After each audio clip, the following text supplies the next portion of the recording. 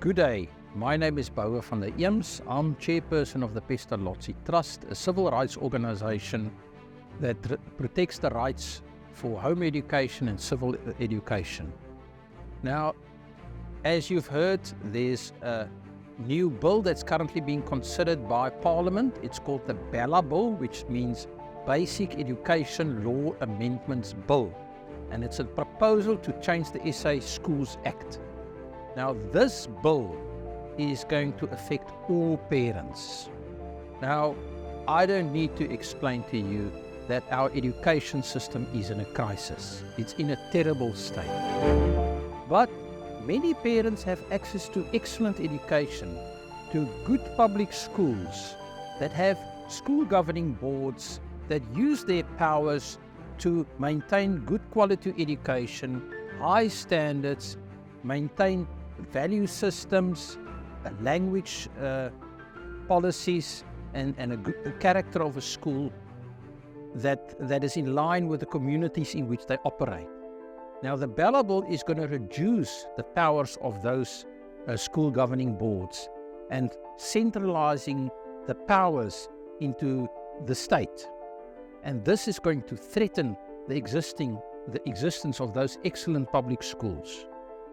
Furthermore, due to the urbanization, many parents increasingly struggle to get places in schools, let alone good public schools. And such parents often turn to home education or cottage schools or online schools as an alternative.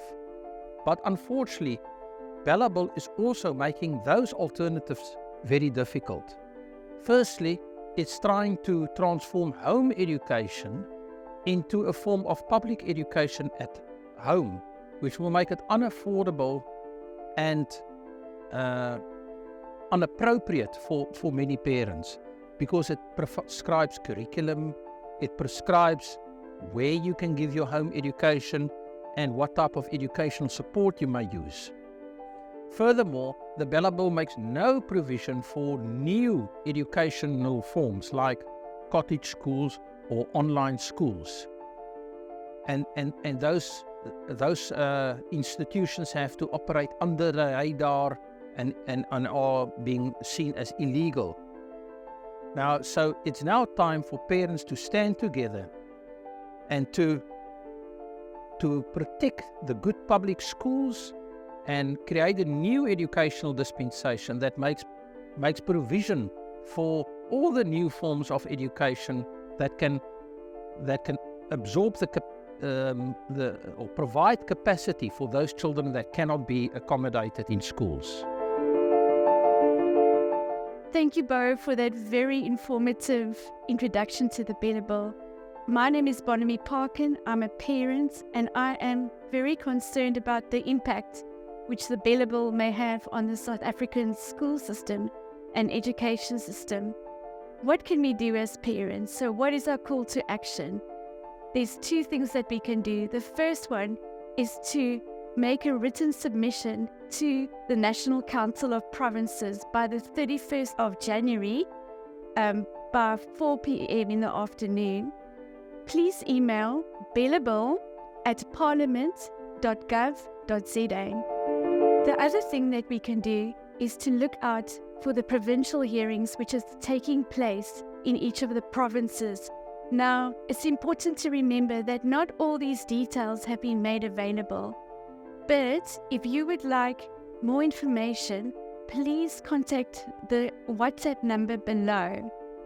Also, we have copywriters available to assist you with your written submissions. Please feel free to contact us. Thank you very much.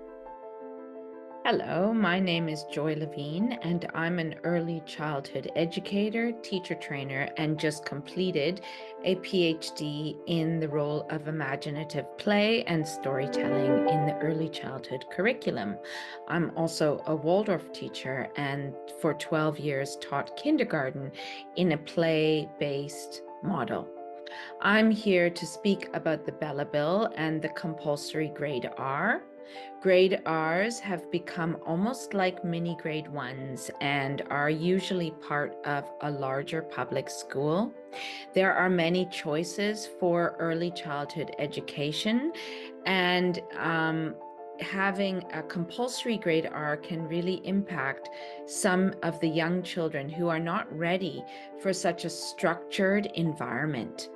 Grade R is continually incorporating the comprehensive sex education, which many parents and teachers can be against.